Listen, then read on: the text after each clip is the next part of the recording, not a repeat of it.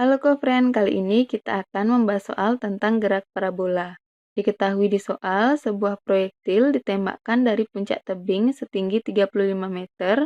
Kita simpulkan H0, kecepatan awalnya V0 sama dengan 50 meter per second. Dan sudut yang dibentuk dari horizontal, θ sama dengan 37 derajat. Yang ditanyakan adalah berapa jarak terjauh yang ditempuh proyektil atau X. Soal ini akan kita jawab dengan beberapa tahap. Seperti yang kita tahu bahwa gerak parabola adalah perpaduan gerak lurus beraturan dan gerak lurus berubah beraturan. Gerak lurus beraturan pada sumbu X dan gerak lurus berubah beraturan pada sumbu Y. Sehingga untuk mencari X, kita gunakan rumus gerak lurus beraturan di mana X sama dengan V dikali T. Atau komponen V di sini adalah komponen V pada sumbu X, yaitu Vx. Besarnya Vx dapat kita tentukan dengan rumus parabola, di mana besarnya selalu konstan.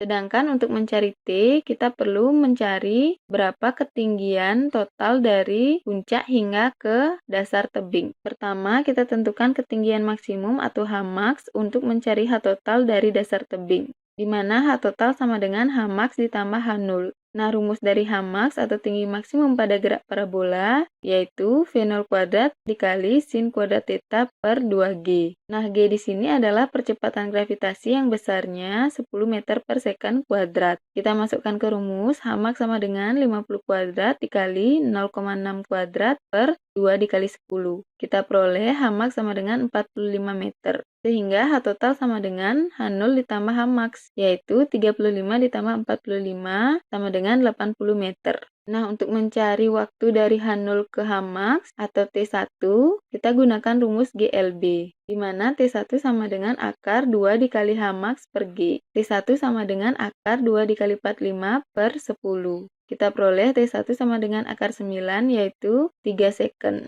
Kemudian untuk mencari waktu dari Hmax ke dasar tebing atau T2, kita gunakan rumus yang sama, di mana T2 sama dengan akar 2 dikali H total per G. Kita masukkan ke rumus, T2 sama dengan akar 2 dikali 80 per 10.